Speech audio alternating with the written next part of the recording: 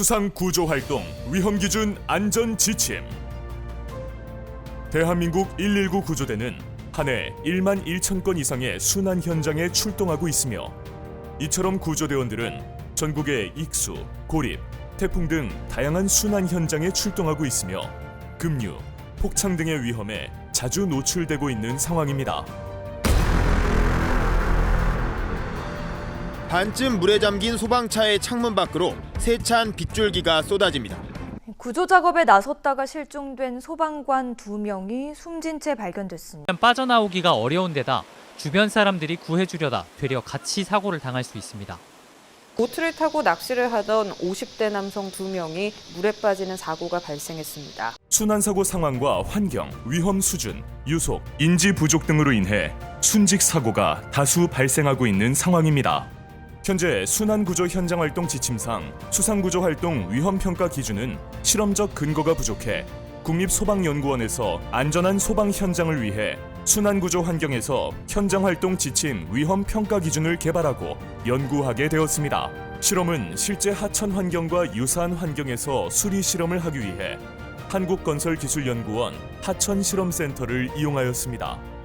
피험자는 현재 순환구조 전문 구조대원으로 나이, 계급, 근무 경력 등을 고려하여 다양하게 구성했습니다. 실험 구간은 상대적으로 유속이 빠르지만 유량이 작은 상류 구간과 유속이 느리지만 유량이 큰 하류 구간으로 나누고, 전봇대와 같은 구조물의 영향을 보기 위해서 상류 구간에는 기둥을 설치한 상황과 기둥이 없는 상황으로 설계하였습니다.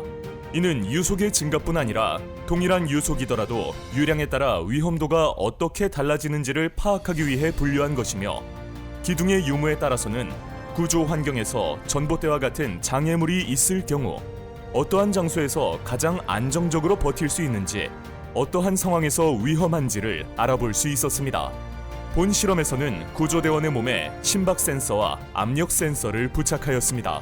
상류에서는 유속은 3.5m/s에서 4.9m/s 범위 내에서 1에서 4단계, 하류에서는 상류에 3에서 4단계로 하여 수심 0.98m에서 1.18m 범위에서 실험했습니다. 기둥이 없는 조건에서는 전방에 로프를 설치하여 거슬러 올라가 나비 매듭을 체결한 뒤 복귀하는 동안의 시간을 측정했습니다. 기둥이 있는 조건에서는 기둥의 전, 후, 측면에서의 위험도를 정성적으로 평가하였고, 기둥에 매달려 버티는 정도를 볼 수 있었습니다. 실험은 피험자들의 선입견이 작용될 수 있기 때문에 유속과 유량은 알리지 않고 진행했습니다. 기둥이 없는 상류 구간. 기둥이 없는 상류 구간에서 유속 분포는 그림과 같으며, 유속이 가장 높은 수로 중앙 부분에서 실험을 수행하였습니다. 그림과 같이 입수 지점부터 수로의 중앙 부분까지를 1구간, 중앙 부분에서 물살을 거슬러 올라가 나비 매듭을 체결한 후 다시 입수 지점으로 나오는 데까지를 2구간으로 설정하여 각 구간의 시간을 측정하였습니다. 전면, 측면, 후면 방향으로 각각 10초간 자세를 유지할 수 있는지를 육안으로 확인하였습니다. 1단계, 유속 3.5m/s, 유량 1.2 세제곱미터/s, 수심 0.26m입니다.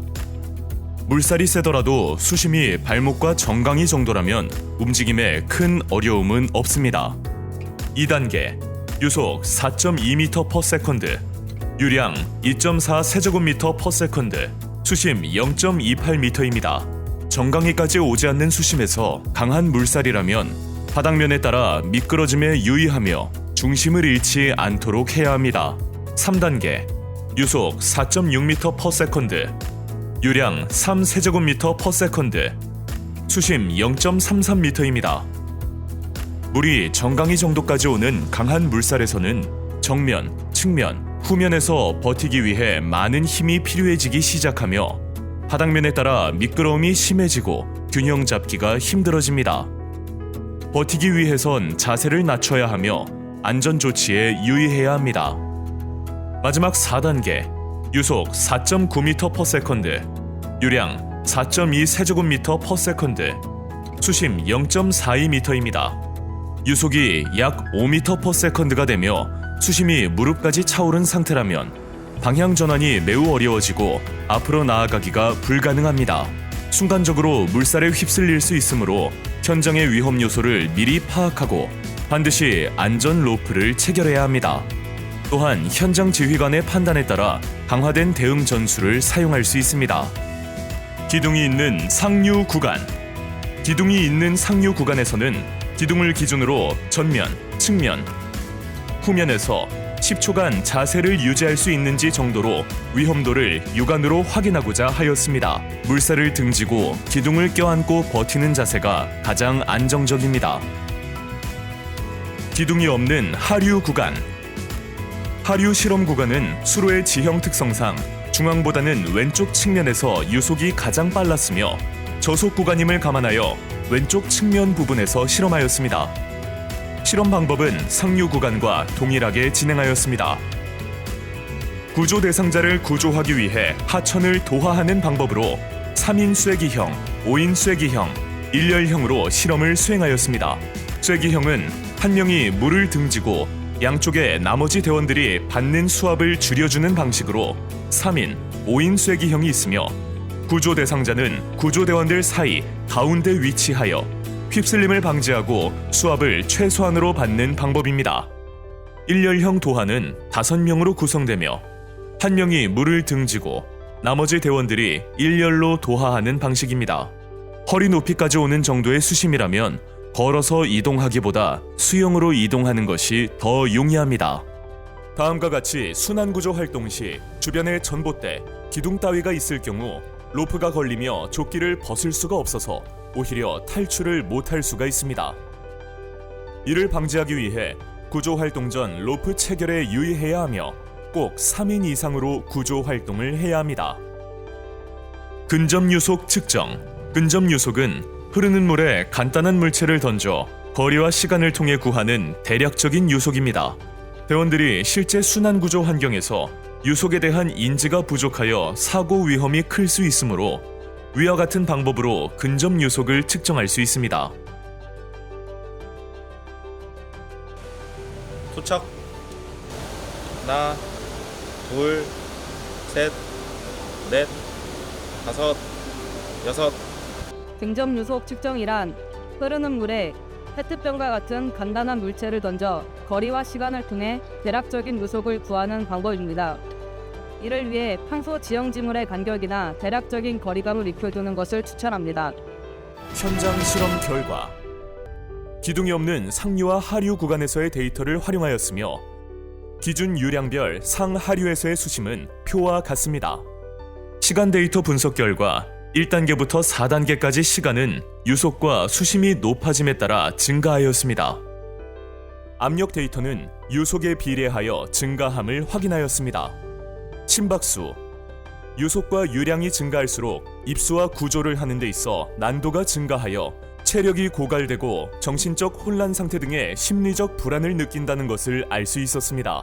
대원들이 생각하는 유속에 대한 답변으로 1단계에서는 예상보다 실제 유속이 2배 이상 빨랐으며 유속이 빨라질수록 실제 유속과 비슷하게 느낀다는 것을 알 수 있었습니다.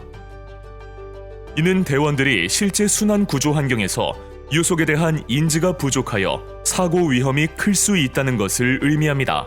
또한 유속은 큰 차이가 없지만 유량이 높아짐에 따라 구조 활동 여부에 대해 3단계에서는 52%였던 불가능 비율이 4단계에서는 100%로 나타났습니다.